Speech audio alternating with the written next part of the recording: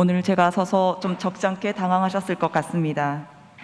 오늘 주일 설교는 각호철 목사님께서 코로나 확진자의 밀접 접촉자가 되셨고 인후통 증상이 있으셔서 보내주신 설교문을 대독하도록 하겠습니다. 설교와 유아 세례를 정성껏 준비하시고 집례를 기다리셨지만 교우들의 안전과 그리고 보호를 위해 마음 아픈 결정을 하셨습니다. 영상으로 지금 이 시간 기도하시면서 함께 예배를 드리고 계실 텐데요. 저희 담임 목사님의 건강을 위해 우리 교우 여러분들의 기도를 부탁드립니다. 엄마들이 제일 싫어하고 두려워하는 단어가 있습니다. 1위가 뭘까요? 씨월드라고 합니다. 엄마들이 제일 싫어하는 2위는 뭘까요? 방학이랍니다.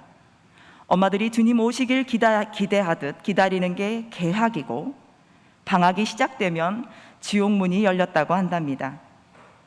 코로나로 재택근무가 일상일 때는 돌밥이라는 표현도 유행했습니다. 돌아서면 밥하고 돌아서면 밥을 차린다는 게 주부들에게 큰 두려움이었습니다. 코로나가 한창일 때 일상이 방학이니 전업주부의 스트레스가 학생, 자영업자보다 더 높았다고 합니다. 두려움은 인간이 가진 가장 오래되고 끈질긴 감정입니다. 프랭클린 루즈벨트는 우리가 유일하게 두려워해야 할 것은 두려움 그 자체다 라고 할 만큼 두려움은 강력합니다. 우리 앞에는 여러 가지 두려워할 것들이 있습니다. 이별, 질병, 죽음, 테러, 전쟁, 경제위기, 기후변화, 실업, 가난, 그 외에도 우리를 두렵게 하는 것들은 셀 수 없이 많습니다. 두렵지 않게 하는 게 뭘까를 생각해 보는 게 훨씬 더 빠를 수도 있습니다. 인간에게는 5가지 기본적인 두려움이 있다고 합니다. 우선 소멸의 두려움입니다. 자신의 존재가 사라지는 것에 대한 두려움입니다. 존재 소멸의 두려움은 죽음에 대한 공포보다 더 근원적입니다. 존재가 사라지는 것은 모든 인간이 가진 존재에 대한 근원적인 불안감이고 소멸의 두려움과 관련이 있습니다. 두 번째는 절단입니다. 신체의 일부분을 잃어버리는 두려움입니다. 팔다리를 포함한 신체의 일부나 몸의 기능을 잃게 되는 두려움인 것입니다. 곤충, 거미, 뱀, 그런 징그러운 것들에 대한 두려움이 절단의 두려움과 관련이 있습니다. 세 번째는 자유의 상실입니다. 환경에 대한 자신을 스스로 제어할 수 없는 상황에 대한 두려움입니다. 물리적으로 특정 공간에 갇히거나 사회적으로 고립되었다는 경험을 할 때 이 두려움이 발생한다고 합니다. 네 번째는 분리의 두려움입니다. 버림받고 거부당하고 관계를 상실하는 두려움입니다. 다른 사람에게 갈망의 대상으로 존중의 대상으로 가치 있는 존재로 남을 수 없다는 그런 두려움입니다. 마지막 5번째로 자아의 죽음의 두려움입니다. 창피함, 수치심, 이런 것들이 자신의 불신을 일으키고 자아를 위협합니다. 자아가 파괴됨으로써 자기 존중감이 상실되어지는 두려움입니다. 참 여러 가지의 두려움이 있고 여기에 파생되는 염려들이 아주 많이 있습니다. 자연재해와 질병으로 인한 삶의 불확실한 미래, 스스로 결정할 수 없게 되는 상황, 다른 사람에게 비춰지는 모습, 자신에 대한 불신 등 우리가 맞닥뜨리고 극복해야 할 두려움들이 한두 가지가 아닙니다. 모든 사람들은 다 두려움 가운데 살아갑니다. 그러나 오늘 예수님은 누가복음을 통해 우리에게 간단 명료하게 말씀하십니다. 두려워하지 말아라. 두려워하지 말아라. 이 짧지만 강력하지만 현실 앞에서 주저하게 되는 요청입니다. 예수님이 말씀하셨을 때 들은 사람들은 적은 무리였습니다. 많은 사람들이 아닙니다. 그들은 예수님을 따라 예수님 앞에 선 이들입니다. 이 시대도 마찬가지일 것입니다. 그 말씀을 들을 수 있고 듣고 행하는 사람은 결코 많은 무리일 수가 없습니다.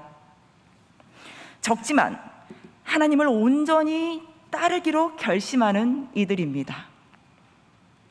누가복음에서는 두려워하지 말라는 표현이 여러 번에 걸쳐서 나옵니다. 사가랴에게, 마리아에게, 목자들에게, 베드로에게, 그리고 야이로에게, 그리고 제자들에게 이 두려워하지 말라고 가르치십니다. 이들을 통해서 보면 두려움은 근원적으로 하나님께서 우리가 필요한 것을 하나님의 사랑으로 반드시 주시는 분이시다라는 사실을 잊을 때 발생합니다. 그래서 예수님은 두려워하지 말라고 하시면서 너희 아버지께서 그의 나라를 너희에게 주시기를 기뻐하신다고 바로 말씀하십니다. 사가랴에게는 아들 요한을, 마리아에게는 세상을 구원하려 하기를, 목자들에게는 세상과는 다른 메시아를, 베드로에게는 미래의 사람들을 낚을 것임을, 야이로에게는 딸의 치료를, 제자들에게는 죽음 이후의 삶을 말씀하시며 각자가 갖고 있던 두려움을 극복하게 하십니다. 예수님의 두려워하지 말라는 요청은 감정적인 해결책, 멘탈을 챙기라, 자기개발 차원의 가르침이 아닙니다. 하늘이 무너져도 솟아날 구멍이 있다는 의미이거나 호랑이에 물려가도 정신을 바짝 차리면 산다는 의미와도 거리가 멉니다. 이런 정신승리와 이야기는 달리 오히려 예수님은 바로 이어서 소유와 연결시키셔서 두려움을 극복하라는 얘기를 하십니다. 너희는 소유를 팔아서 자선을 베풀어라. 너희는 자기를 위하여 낡아지지 않는 주머니를 만들고 하늘에다가 없어지지 않는 재물을 쌓아두어라. 거기에는 도둑이나 좀의 피해가 없다. 너희의 재물이 있는 곳에 너희의 마음도 있을 것이다. 예수님은 독특하게도 두려움과 마음이 머무는 재물을 연결시켜서 말씀하십니다. 재물의 포섭에서 우리의 마음과 영혼이 벗어나야지만이 두려움을 극복할 수 있다는 말인 것입니다. 너무나도 유명한 말이죠. 영끌이라는 표현이 있습니다. 영끌, 영혼을 끌어모은다는 뜻입니다. 영끌은 우리 시대에 너무나도 익숙하고 설득력 있는 단어가 되어버렸습니다. 영혼을 끌어모아야 필요한 것을 살 수 있을 만큼 격차의 시대를 살고 있기 때문입니다. 그런데 영혼을 끌어모은다는 말이 부동산이나 동산을 위해 사용된다는 것이 마음 아픕니다. 우리 영혼이 왜 이렇게 가벼워졌을까요? 왜 이 사회는 가장 기본적인 거주를 위해 영혼을 끌어모아야 할 만큼 재물에 포섭된 영혼을 당연시할까요? 왜 투자를 하지 않으면 우리 인생이 망할 것 같이 그런 두려움의 버랑으로 내모는 것입니까? 예수님은 당시 너희의 재물이 있는 곳에 너희의 마음도 있다고 하셨는데 지금은 재물이 있는 곳에 너희 영혼이 있다고 할 정도입니다. 바꿔 말하면 재물이 없는 곳엔 영혼도 없다는 것입니다. 재물과 자산 앞에 패닉이 된 이 시대에 우리가 보다 근원적으로 물어야 할 질문은 영혼에 관한 것입니다. 우리 영혼이 지금 어디에 있습니까? 각자 영혼은 잘 간수하고 계십니까? 혹시 영혼을 잃어버린 것은 아닙니까? 우리 시대의 두려움이 팽배한 것은 영혼이 있어야 할 자리, 영혼이 지켜야 할 무게, 영혼이 지향해야 할 방향을 잃어버렸기 때문입니다. 사람들이 두려움에 쉽게 빠지는 이유는 소유와 깊이 관련됩니다. 주는 것이, 베푸는 것이 자신을 지켜줄 것이라고 생각하지 않기 때문입니다. 그 반대로 결핍, 가난, 절박한 상황에서 보유하고 소유하는 것이 오히려 자신을 지킨다고 굳게 믿습니다. 그래서 인간은 빼앗길까 봐 두려워합니다. 그리고 결핍 그 자체보다 결핍에 이르게 될까 봐 더 두려워하고 염려하게 되는 것입니다.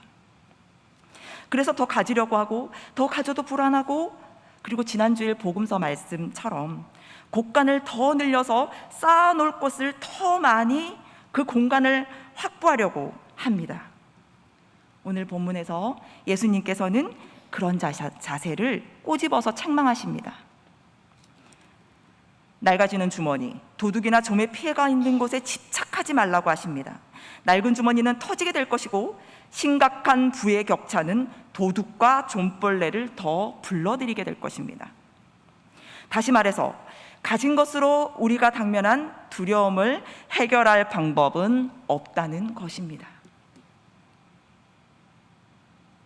그래서 예수님은 전공법으로 소유하고 축적하는 삶에서 돌아서서 나누고 베푸는 삶을 권면하십니다. 소유를 팔아서 자선을 베풀라. 그게 하늘에서 없어지지 않는 재물을 쌓아두는 것이다. 사라질 것들에 얽매이지 말고 영원한 하나님 나라를 소망하며 그 나라의 가치에 맞게 살라고 하십니다. 그 소망과 가치에 따라 살 때 두려움을 극복할 수 있다고 예수님은 말씀하십니다.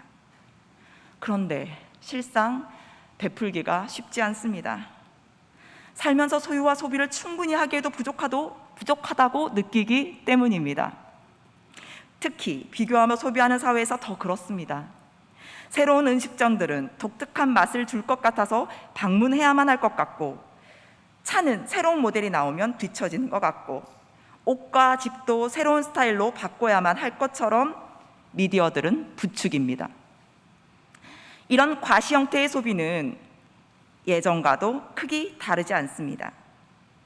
3세기 알렉산드리아의 클레멘트는 그에 져서 교사에서 상류사의 사치를 예리하게 비판하며 이렇게 기록했습니다.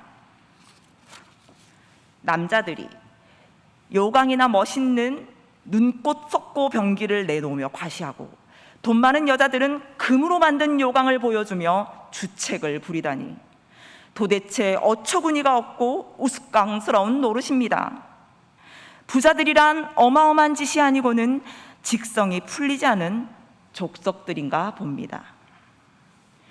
욕망의 부름을 따르다 보면 우스꽝스러워지고 베푸는 삶을 살기는 어려워집니다. 베풀며 살기 위한 가장 간단한 방법이 있습니다. 소유와 욕망에 영혼이 포섭되지 않기 위해서 우리의 욕망을 줄이는 것입니다. 우리가 덜 욕망할수록 필요한 것이 줄어듭니다. 필요한 것이 줄어들면 더 많이 베풀 수 있습니다. 실상 건강하게 먹고 건강하게 자고 건강하게 활동하면 됩니다. 그리고 그렇게 사는 데는 생각보다 필요량이 그리 많지 않습니다. 그런데 필요를 줄이면 우리 삶이 단조로워지고 팍팍해질까 염려합니다. 욕망을 줄이면 몸이 건조하고 따분해질까요? 그건 우리에게 가공된 염려처럼 보입니다. 어떤 분이 수도자들의 집을 방문했습니다. 그곳에서 수도자들과 얘기를 하면서 가난과 순결과 순종에 관한 신앙적인 얘기를 나눴습니다. 한 젊은 수도자가 나이 든 수도자에게 이렇게 질문했다고 합니다. 수도 생활을 위해서 얼마나 희생하고 양보하셨습니까? 놀랍게도 나이 든 수도자들은 동일하게 가난과 순결과 순종이 그들의 삶을 제한하기보다는 더 풍성하게 만들어 주었다고 답변했습니다. 각호철 목사님도 신학교 다니실 때에 일주일간 수녀원에서 생활하신 적이 있었는데, 그때 그 수녀님들이 함께 일하고 나누며 공동생활을 했는데 그 밝고 환한 얼굴들을 잊을 수가 없다고 합니다. 농담하며 일상에 만족한 얼굴들을 보며 삶의 풍성함이 소유의 넉넉함에 있지 않구나 라고 깨달았다고 하셨습니다. 물론 우리는 수도원에 사는 수도자가 아닙니다. 모든 재산을 팔아서 자발적으로 가난하게 사는 일은 정말 어렵습니다. 그러나 그들의 경험과 삶은 재물의 부족이 우리의 삶을 제한하지 않음을 똑똑히 보여줍니다. 오히려 가난이 우리 삶을 심각하게 제한할 것이라는 편견과 그에 기반한 두려움이 우리를 더 고통스럽게 합니다. 중요한 것은 우리가 덜 소유할수록, 덜 소유하기 원할수록 두려움도 줄어든다는 사실입니다. 소유와 욕망에 연동된 두려움을 버리라고 하신 예수님은 오늘 본문 후반부에서 하나님 나라를 간절히 기다릴 것을 요청하고 계십니다. 주인이 혼인잔치에서 돌아와 문을 두드릴 때 대기하고 있다가 주인을 맞이하라고 말씀하십니다. 우리가 보통 얘기하는 종말에 대한 권고입니다. 종말은 마지막 때를 말합니다. 그래서 그날이 언제 올지 누구나 궁금해합니다. 그러나 오늘 본문에서 예수님이 말씀하신 것은 마지막 때 그 시간에 관한 것이 아니라 마지막 길, 마지막 방법에 대한 것입니다. 이 구절을 마지막 때에 관한 말씀으로 들으면 이해하기도 따르기도 참 어렵습니다. 마치 노심초사 두 눈을 부릅뜨고 예수님이 오심을 기다리라는 말씀처럼 들리기 때문입니다. 그렇게 살기는 불가능합니다. 시간이 특정되지 않는 경우 기다리다 노이로제에 걸리기도 쉽습니다. 예수님은 그렇게 우리를 두려움에 사로잡힌 채로 재림을 기다리게 하시는 분은 아니십니다. 앞에서 두려워하지 말라고 하신 예수님께서 다시 두려움 가운데 재림을 기다리라고 하는 것은 맞지 않습니다. 마지막 때에 예수님께서 다시 오셔서 하시는 일이 더 중요합니다. 예수님께서 다시 오셔서 하시는 일이 더 중요합니다. 그게 마지막 길, 마지막 방법입니다. 놀랍게도 오늘 읽은 본문의 말씀을 보면 돌아온 주인은 와서 허리를 동이고 종들을 식탁에 앉히고 곁에 와서 시중을 듭니다. 그는 주인입니다. 주인이 자신을 기다렸던 종들에게 자기가 받을 잔치상을 내어오라고 요청하지 않습니다. 오히려 그 주인은 기다렸던 종들에게 스스로 베풀고 섬기고 봉사를 합니다. 그게 종말이고 마지막 잔치이며 하나님 나라입니다. 하나님은 예수 그리스도를 통해 우리를 축복하려고 오셨습니다. 마찬가지로 마지막 때는 우리가 종종 생각하는 것처럼 파멸과 징벌의 날, 두려움의 날이 아닙니다. 그날은 축복의 날이고 섬김의 날이며 베품의 날입니다. 그것이 하나님 나라입니다. 그날을 기다리라는 것은 하나님 나라를 우리의 궁극적 관심으로 두라는 말씀입니다. 부와 재물이 우리의 궁극적 관심이 될 수는 없습니다. 마치 두려움 가운데 피할 것을 찾기 위해 부와 재물에 얼매인 그런 우리의 삶처럼 두려움 가운데 그 징벌을 피하기 위해 교회의 신앙에 매달리면서 예수님이 막 그렇게 주님이 오시기만을 기다리면서 교회와 신앙에 막 얼매이기를 예수님이 원하지는 않으십니다. 하나님 나라와 그 날은 우리에게 축복의 날이고 하나님께서 베푸시는 날입니다.